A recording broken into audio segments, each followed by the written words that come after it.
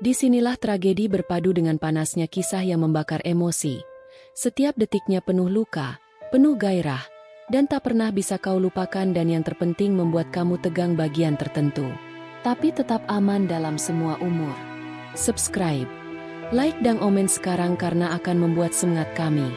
Semoga yang subscribe kita doakan akan diberi kelancaran dalam hal apapun. Sebelum cerita ini menelan hatimu, aku, Rifan, seorang pria yang bekerja sebagai desainer grafis di sebuah perusahaan startup di kota besar. Seperti kebanyakan orang, kehidupanku cukup monoton. Pagi ke kantor, sore pulang, dan akhir pekan biasa saja. Namun, suatu hari, hidupku berubah drastis karena sebuah kejadian yang sama sekali tidak kuperkirakan. Malam itu, aku menerima pesan singkat dari sahabat lamaku, Ardi. Kami sudah lama tidak berhubungan, tapi aku tahu dia baru saja kembali ke kota setelah bertahun-tahun bekerja di luar negeri. Dia mengundangku untuk bertemu dan menghabiskan waktu bersama. Tentu saja, aku menyetujuinya. Setelah beberapa kali bertemu, Ardi menyebutkan bahwa dia ingin mengenalkan aku dengan teman dekatnya, seorang wanita yang menurutnya sangat menarik.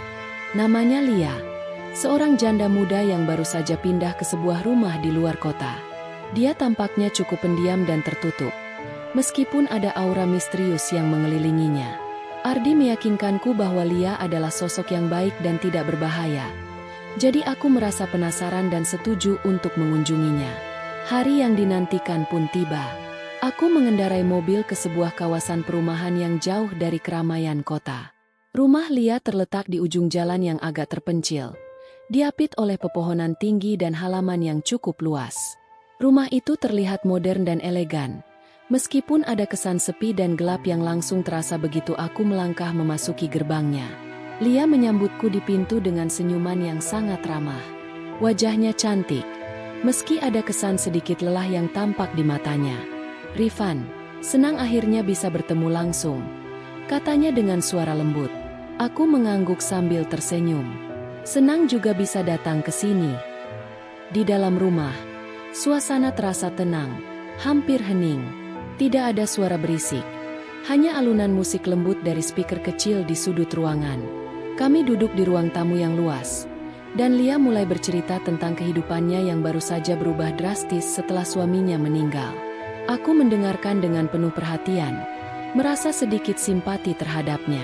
Tentu saja, tidak mudah untuk memulai hidup baru. Lia menghela napas pelan. Rumah ini adalah langkah pertama untuk melepaskan masa lalu dan mulai membangun masa depan. Aku mengangguk, mencoba memahami. Aku bisa mengerti. Setiap orang pasti punya cara berbeda dalam menghadapi kehilangan. Kami melanjutkan percakapan yang ringan. Meskipun aku merasa ada sesuatu yang aneh. Lia terlalu tenang untuk seseorang yang baru saja kehilangan pasangan. Aku merasa seolah-olah dia menyembunyikan sesuatu. Entah itu perasaan, atau mungkin sesuatu yang lebih gelap. Setelah beberapa jam berbincang, Lia menawarkan untuk menunjukkan lebih banyak bagian rumahnya. "Ayo, aku ingin menunjukkan kamar tamu yang sudah aku siapkan untukmu. Di sini ada beberapa hal yang mungkin menarik perhatianmu," katanya sambil tersenyum. Aku mengikuti Lia menuju lantai atas. Rumah ini terasa sangat luas, hampir terlalu luas untuk seorang diri.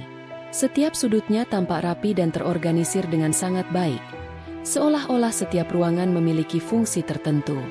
Kami tiba di sebuah kamar tamu yang terletak di bagian paling ujung lantai atas. Kamar itu besar, dengan jendela lebar yang menghadap ke halaman belakang yang dikelilingi pepohonan rindang. "Ini kamar yang akan kamu gunakan selama di sini," kata Lia, membuka pintu dengan senyum. "Silakan, kalau kamu merasa lelah, bisa istirahat sejenak." Aku melangkah masuk dan menaruh tas di meja samping tempat tidur.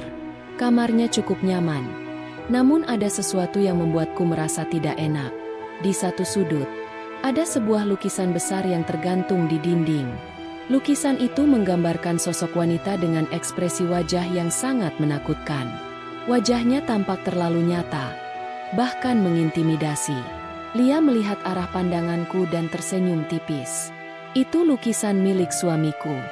Dia sangat mencintai seni, jadi kami sering mengoleksi karya-karya yang menurutnya unik. Aku mencoba tersenyum, meski ada rasa aneh yang mulai menggelayuti pikiranku. Iya, lukisan itu memang menarik. Setelah beberapa saat, Lia memberi izin agar aku beristirahat.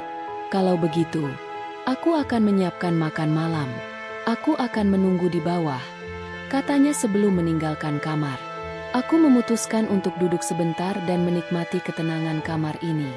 Namun, saat aku melihat ke arah pintu, aku merasa seperti ada yang aneh. Pintu kamar yang tadinya tertutup rapat kini sedikit terbuka, seolah-olah ada angin yang menggerakkannya. Aku merasa sedikit cemas, tetapi mencoba menepis perasaan itu. Tiba-tiba, suara langkah kaki terdengar dari lorong luar kamar. Aku mengangkat kepala, menunggu siapa yang akan masuk.